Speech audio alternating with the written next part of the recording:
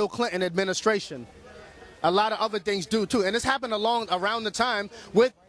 And hold up, and I talked about this too during the time of the Clinton administration, and I spoke on it briefly on one of my last interviews on Sarnetta TV, Sarnetta Studios, where there was something called the infamous, have you ever heard about it, young brother? What? The infamous record label meeting. There was a meeting between record label execs and people who were big-time prison investors. And what they wanted to do was, they kind of told them to use them as intermediaries to make hip-hop be promoted as more of a negative John Ray type of music in the culture, because they said with you doing that and you hiring more of these young disenfranchised men to talk about materialism, murder, rape, and degradation in their communities, it will have a corresponding impact on, because it has people, whether you agree with it or not, well, nobody makes them do that. Psychology is ill. With a beat and with lyrics, and when you perpetually hear that, it has almost a hypnotic effect to it. Hold on, let me finish. Your mind operates on frequency. Your mind operates off frequencies. So once you're constantly hearing these things and you're already in a socially ravished community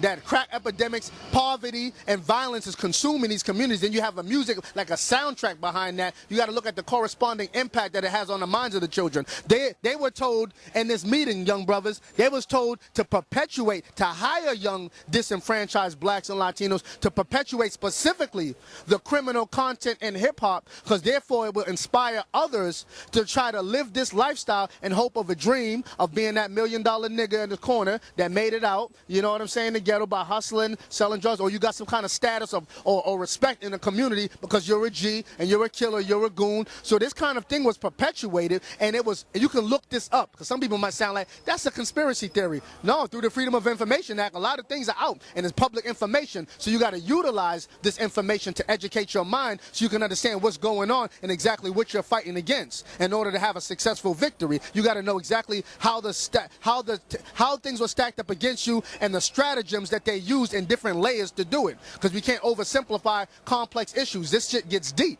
Now, they said that they utilized the record execs to hire young blacks and Latinos. Rap music didn't just go from conscious to extremely negative out of nowhere, because that's something that we wanted.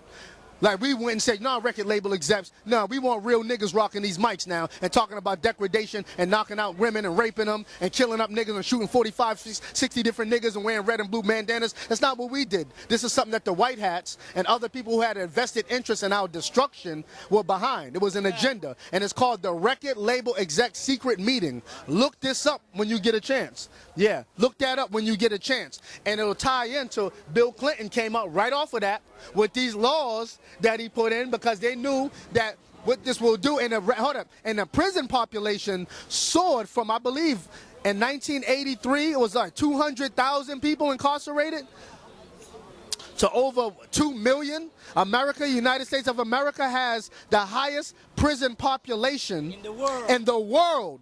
And it's only 5% of the people on the planet only live in America. So if you're American, you're 5% by default.